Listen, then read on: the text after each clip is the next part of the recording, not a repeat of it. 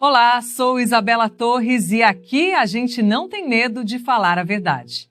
Enquanto você acompanhava o noticiário desta semana, algo extraordinário aconteceu nos bastidores da política brasileira que mudou completamente o jogo das eleições de 2026 e preciso te contar isso agora, porque a mídia tradicional está tentando minimizar o impacto do que acabou de acontecer. Na última sexta-feira, dia 5 de dezembro, Flávio Bolsonaro foi oficialmente anunciado como pré-candidato à presidência da República, não por decisão própria, mas por indicação direta do ex-presidente Jair Bolsonaro, que mesmo preso há mais de 100 dias na Polícia Federal, impedido de se comunicar livremente com o partido e com a sociedade, continua sendo a liderança política mais influente da direita brasileira. E sabe o que aconteceu que deixou os comentaristas políticos completamente desconcertados?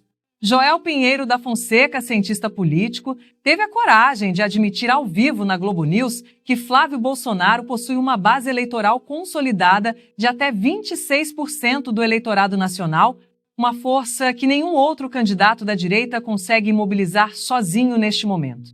Tarcísio de Freitas, governador de São Paulo e até então considerado o favorito absoluto do Centrão para disputar o Planalto, permaneceu 72 horas em silêncio estratégico, porque compreendeu perfeitamente que desafiar a decisão do ex-presidente seria politicamente suicida para suas ambições futuras. É hora de ficar bem informado, vamos às notícias. 26. Em silêncio, desde o anúncio da pré-candidatura de Flávio Bolsonaro à presidência, o governador de São Paulo, Tarcísio de Freitas, falou pela primeira vez sobre o assunto e declarou apoio a Flávio. Ele disse que sempre deixou clara a lealdade ao ex-presidente Jair Bolsonaro. Foi amplamente noticiado e o próprio Flávio falou isso, ele esteve comigo na sexta-feira passada, nós conversamos sobre isso. O presidente Bolsonaro é uma pessoa que eu respeito muito, né, e sempre disse que eu ia ser leal ao Bolsonaro, que eu sou grato ao Bolsonaro, eu tenho essa lealdade, é inegociável. Ele disse, né, o Flávio, da escolha que o Bolsonaro fez pelo nome dele, e é isso, o Flávio vai contar com a gente. O Flávio tem uma grande responsabilidade a partir de agora, ele se junta a outros grandes nomes da oposição que já colocaram seus nomes à disposição. A gente tem o Romeu Zema, a gente tem o Ronaldo Caiado, acho que outros nomes vão aparecer, a gente pode ter aí o Ratinho Júnior, todos extremamente qualificados, e a responsabilidade que recai sobre os ombros dele agora é discutir o futuro do Brasil. E além do apoio de Tarcísio de Freitas, o senador Flávio Bolsonaro tenta garantir o apoio de mais partidos. Daqui a pouco ele vai se reunir com presidentes de partidos do Centrão numa reunião que acontece depois de Flávio dizer que tem um preço para abandonar a pré-candidatura à presidência, que é a aprovação da anistia aos condenados pela tentativa de golpe, incluindo o pai, o ex-presidente Jair Bolsonaro. E essa é uma pauta para Raquel Porto Alegre, falando ao vivo de Brasília. Raquel, boa noite. Além da chuva, como é que está a movimentação para essa reunião aí? Oi, Eric, boa noite para você também, boa noite a todos. Sim, tá chovendo aqui em Brasília, hoje foi um dia bastante fechado, com tempo fechado, e a movimentação aqui, por enquanto, é da imprensa aguardando a chegada desses líderes que devem se reunir com o senador Flávio Bolsonaro para justamente poder discutir essa pré-candidatura de Flávio Bolsonaro ao Palácio do Planalto em 2026. Ele deve receber aqui na casa dele, que fica na região do Lago Sul, um bairro nobre de Brasília, o presidente do PL, Valdemar Costa Neto, o presidente do PP, o senador Ciro Nogueira, além de Antônio Rueda, que é o presidente do União Brasil, e havia uma expectativa ainda de que viesse para essa reunião Marcos Pereira, que é o presidente do Republicanos. Só que Marcos Pereira disse que não vai poder estar presente, já adiantou que não poderá estar nesse jantar, que tem expectativa de começar ali por 9h30 da noite. Por enquanto, nenhum deles chegou até aqui, mas já confirmaram presença, também deve participar dessa reunião, desse jantar, para poder avaliar, trocar ideias sobre essa candidatura de Flávio Bolsonaro, o senador Rogério Marinho, que é também do PL. Então, ele também deve participar aqui dessa reunião, são os esperados para esse jantar aqui. E eles devem analisar essa candidatura. Agora, fato é o seguinte, que depois do que disse ontem o senador Flávio Bolsonaro, de que a candidatura estaria à venda e que o preço dessa candidatura seria bem alto, o que partidos do Centrão entenderam? Entenderam justamente essa questão que envolve a anistia e também a pauta desse tema, no caso o PL da dosimetria, só que o deputado Paulinho da Força, que é o relator dessa matéria, já disse, divulgou em vídeo hoje que a matéria não será pautada nessa semana, é possível que ela fique só para o ano que vem e, além disso, ele disse que na pauta, no texto dele, no relatório dele, não há nenhuma menção à anistia, só mesmo dosimetria de penas que pode beneficiar não só os presos no 8 de janeiro, mas também os condenados agora pelo Supremo Tribunal Federal, Eric. Tá certo então, Raquel. Obrigado pelas informações. Camarote, a gente está vendo aí, então, duas movimentações importantes para o Flávio Bolsonaro. Uma é o apoio de Tarcísio de Freitas, que passou quase 72 horas em silêncio, mas hoje resolveu falar e declarar o apoio. E agora tem essa reunião também com os presidentes dos partidos do Centrão.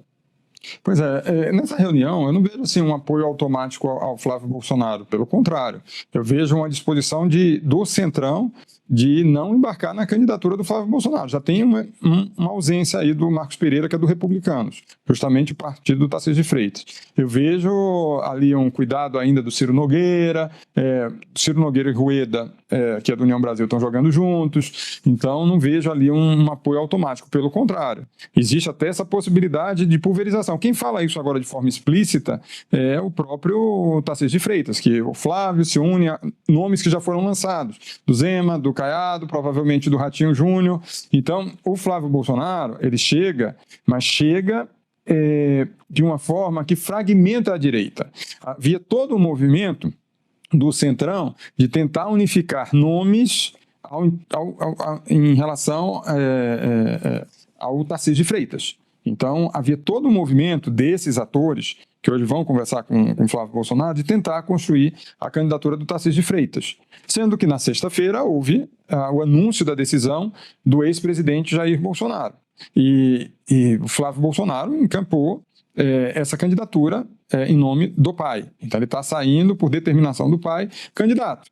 E agora está tentando construir justamente apoios. Mas ele próprio também já tem reconhecido que não será uma tarefa fácil juntar todas essas peças. O Centrão, Eric, ele estava assim trabalhando a possibilidade seguinte: com o Bolsonaro preso, você ter a possibilidade de ter um nome mais moderado. Porque a percepção é que, para ter competitividade e chance nessa eleição, teria que ter um nome que trouxesse votos bolsonaristas, mas sem a rejeição do sobrenome Bolsonaro. Então, teria que trazer votos ali do campo moderado, aquele eleitor que é chamado eleitor pêndulo, que às vezes vota com Lula, às vezes vota com a direita, no caso agora Bolsonaro e família. Então, teria que ter esse perfil para trazer esse eleitor. E aí sim ter chance de competir. A percepção é que, isso é do Centrão principalmente, é que com o Flávio Bolsonaro, o que vai ter uma disputa de rejeição do Lula, que tem rejeição alta, com o Flávio Bolsonaro, que vai herdar o impulso inicial do pai, que não é desprezível, é uma liderança política importante, mas ao mesmo tempo traz um teto, que é a rejeição do Bolsonaro. E aí você tem essas candidaturas que já estão colocadas. Já tem um grupo, especialmente no PSD e até mesmo do Centrão, que esse grupo avalia que tem uma janela de oportunidade para o governador Ratinho Júnior do PSD, se esse cenário for mantido. Ratinho PSD do Paraná. Isso, governador do Paraná. Agora, Flávio, vamos tentar entender aqui. 72 horas, 3 dias. Nessas 72 horas, o Flávio Bolsonaro disse que o pai o indicou para a pré-candidatura à presidência. Aí, chega ontem, disse que a candidatura tinha um preço. Aí agora, parece voltar atrás. Não sei o que está por trás disso tudo.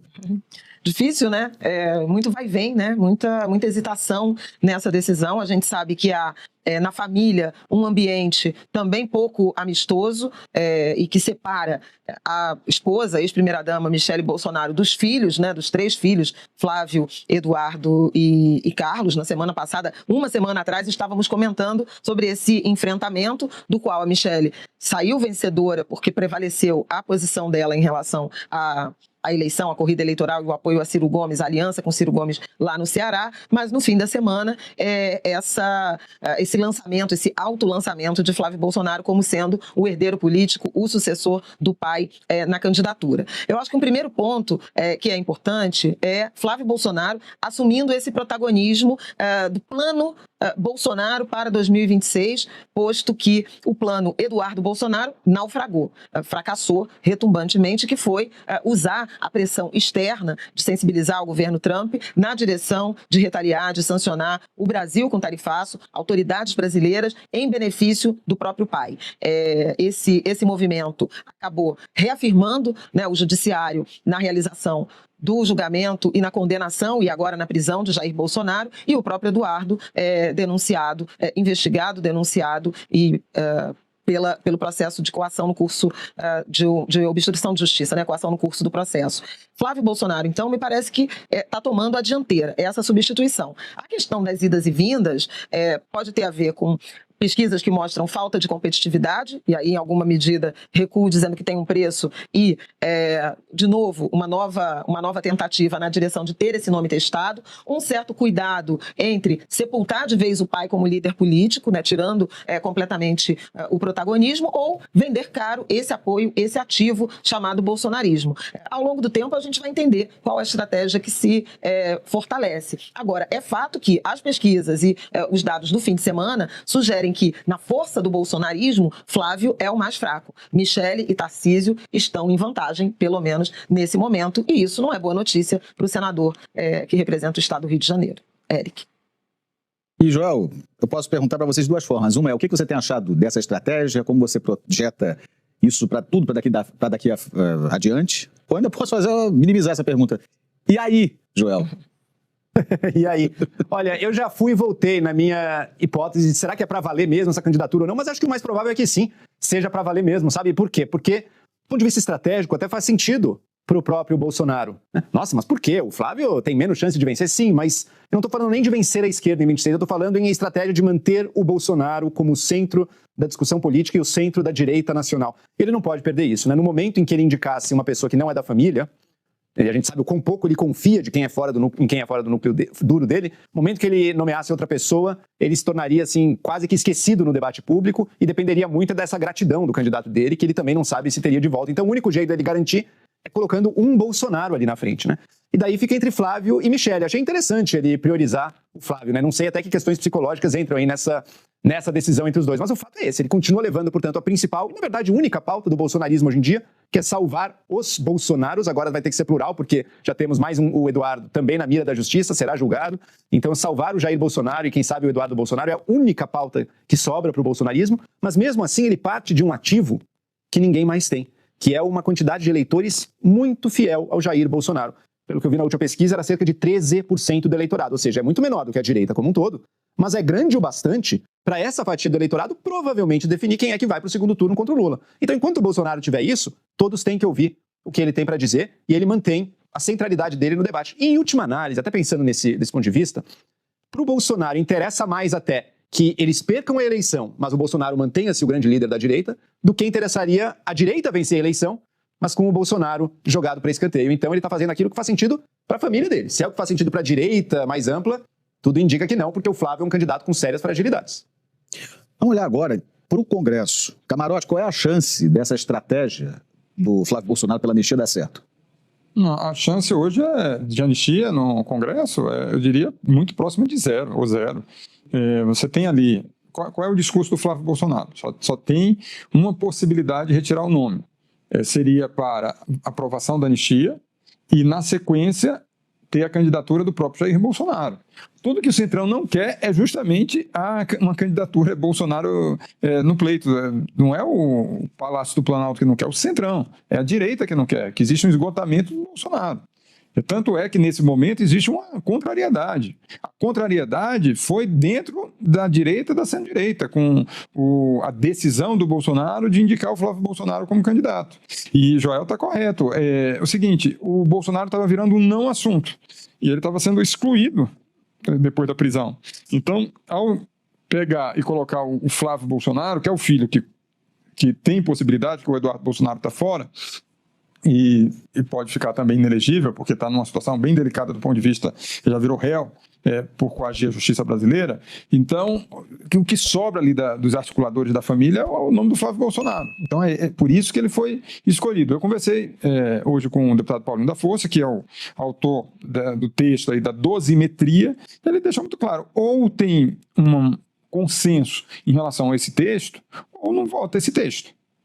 Então, essa possibilidade que o Flávio colocou no fim de semana de sua candidatura ser uma imposição para que tenha anistia e que o pai seja candidato, isso é completamente descartado. Completamente descartado. Então, a tendência até aqui é o Flávio se mantendo como candidato, mas sem o apoio do Centrão. Então, pode ter uma pulverização. Tem gente no Centrão, mas que é uma situação muito difícil, que eu vejo o Tarcísio já falou, eu tenho lealdade ao Bolsonaro. Mas tem gente no Centrão que ainda tenta colocar um cenário de que o Flávio poderia retirar a mão do Bolsonaro para botar um candidato que seria mais viável do ponto de vista eleitoral, que seria o próprio Tarcísio. Tá claro para mim que o Tarcísio, diante disso, dessa insegurança toda, ele não vai para um risco, ele vai para disputar a reeleição.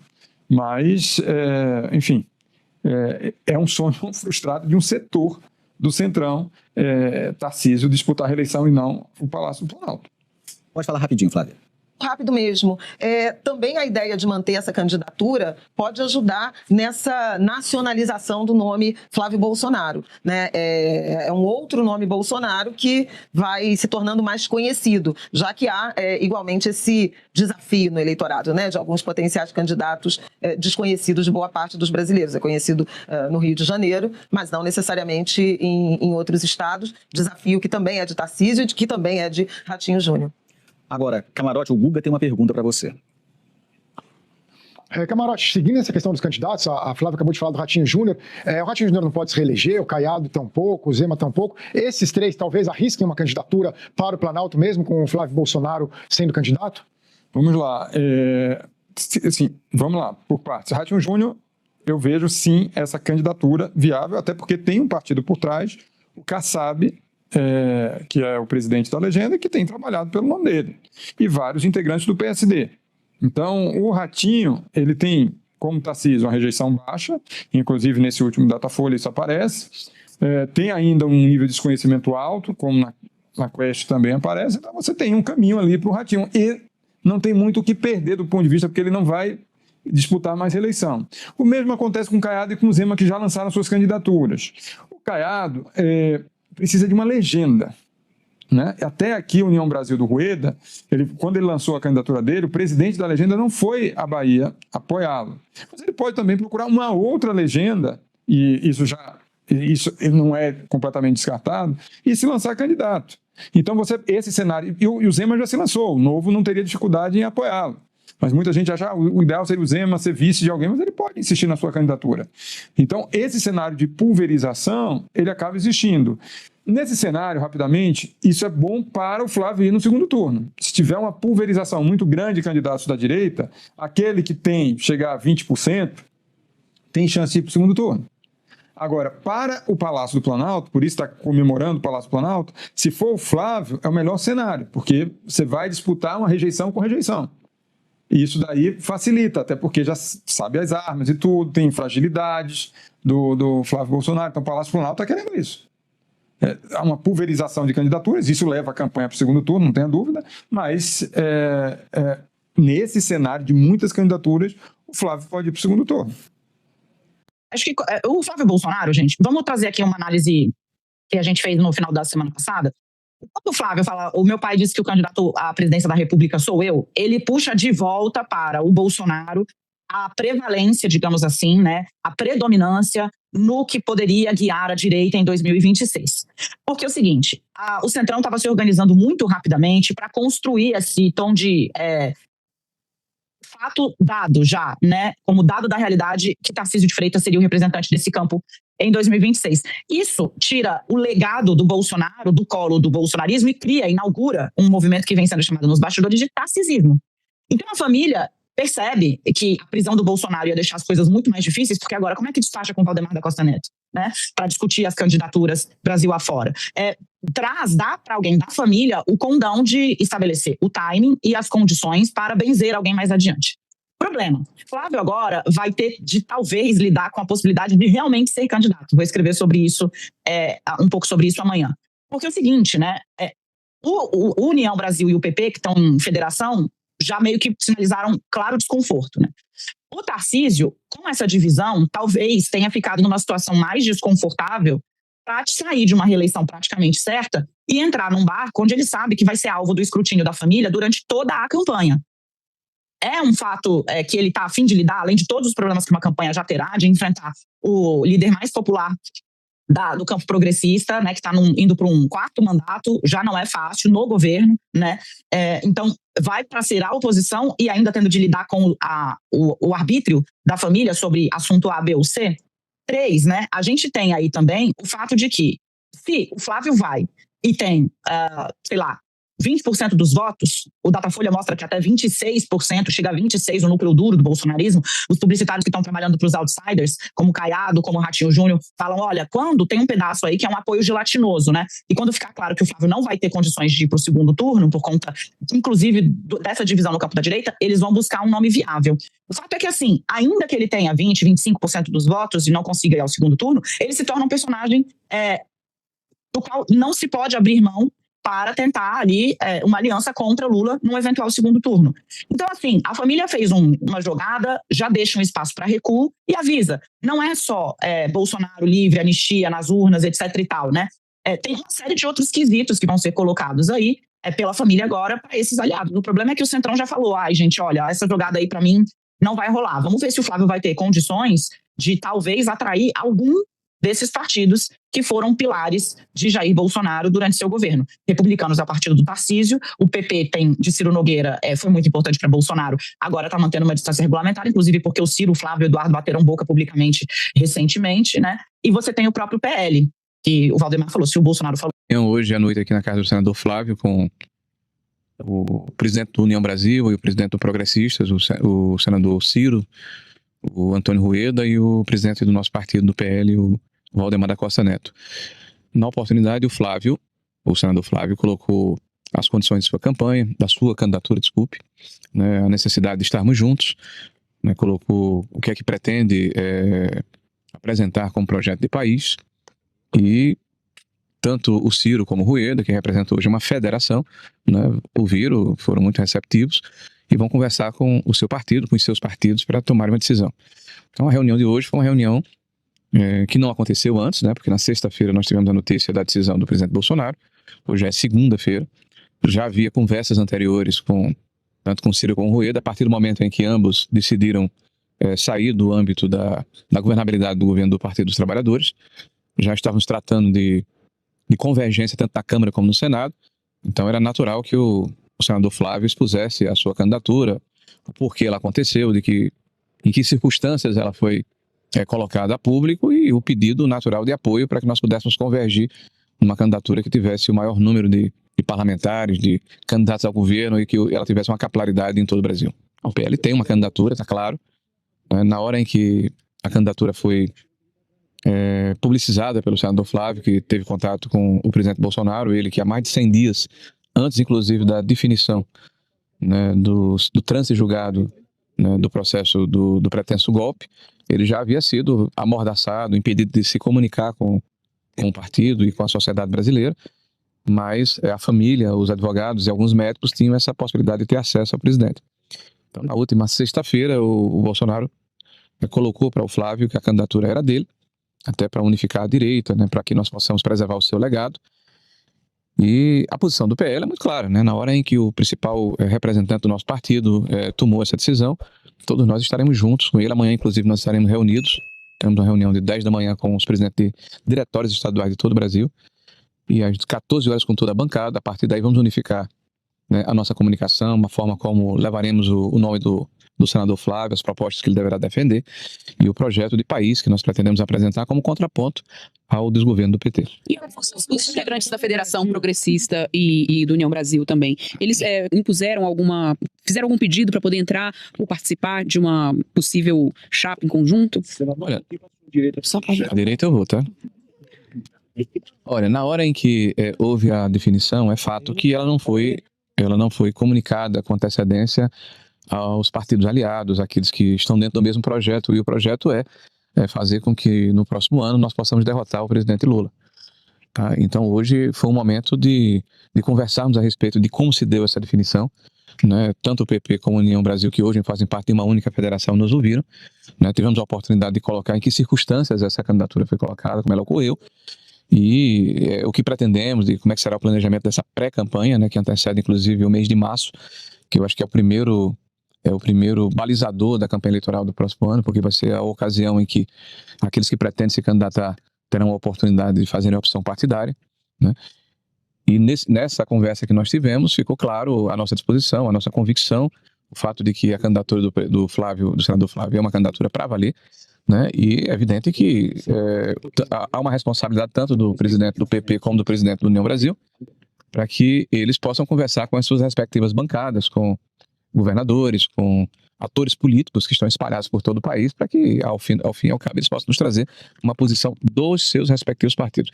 Isso não vai acontecer nem hoje, nem amanhã, né? A conversa que tivemos aqui, isso vai ser maturado, né? Vai ser absorvido por todos, e vamos ter um tempo aí para que haja essa definição. Senador, agora na sexta-feira houve ali aquele impacto no mercado financeiro, na bolsa, no dólar.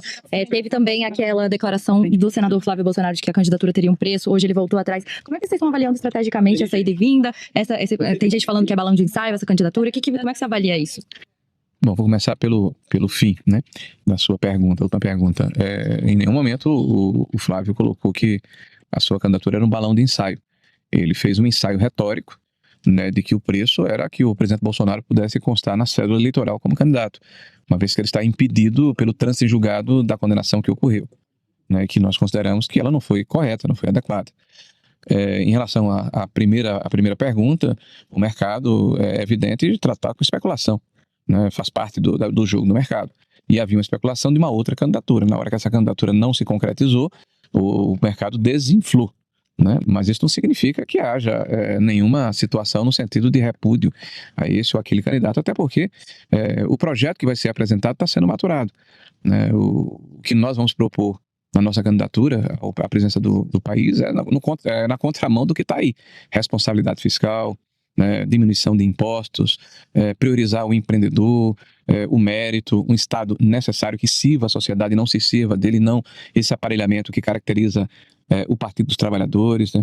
Então nós, é evidente, vamos ter a oportunidade e o cuidado de mostrarmos à sociedade brasileira, em especial ao povo brasileiro, de que maneira nós pretendemos administrar o país, que é justamente na contramão do que é colocado em prática pelo PT, e é evidente que num passado muito recente, nós vimos o que é que isso resultou. Na maior catástrofe econômica e moral que o país foi impactado nos últimos, 80, 90 anos, desde 1948. Então a gente não quer repetir isso. Agora você precisa entender o que está realmente em jogo nessa jogada política que mudou o xadrez eleitoral brasileiro. Quando Flávio Bolsonaro declarou no domingo que sua candidatura tem um preço, ele não estava falando de cargos ou ministérios. Estava colocando na mesa a pauta mais explosiva da política brasileira neste momento.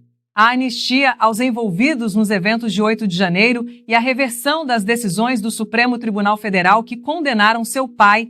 Gilmar Mendes e os demais ministros do STF sabem perfeitamente que essa movimentação não é apenas sobre eleições, é sobre o futuro institucional do país e sobre quem terá a palavra final sobre os rumos da democracia brasileira. A estratégia familiar é colocar o Centrão contra a parede, porque se o Congresso não aprovar o projeto de lei da anistia, Flávio mantém a candidatura, fragmenta a direita, leva seus 26% de votos fiéis para o primeiro turno e pode até mesmo negociar apoio no segundo turno, transformando a família Bolsonaro em peça indispensável para derrotar o PT em 2026. Mas tem outro movimento acontecendo nos bastidores que poucos estão prestando atenção. Há conversas discretas sobre possibilidade de impeachment de ministros do STF, caso a direita reconquiste o Congresso com maioria qualificada. E isso explicaria por que Gilmar Mendes tem endurecido tanto o discurso contra o bolsonarismo nas últimas semanas. A política brasileira entrou numa fase onde judiciário, legislativo e movimento conservador estão em rota de colisão direta. E Flávio Bolsonaro se posicionou exatamente no epicentro desse confronto institucional. Agora me conta nos comentários, você acha que o Centrão vai ceder à pressão e aprovar a anistia? Ou vai arriscar entregar a eleição de 2026 para o PT? Deixa a tua opinião aqui embaixo, inscreve-se no canal, ativa o sininho e compartilha esse vídeo, porque a análise política profunda precisa chegar em mais brasileiros que querem entender o que realmente está acontecendo nos bastidores de Brasília. Isabela Torres, sem rodeios, sempre.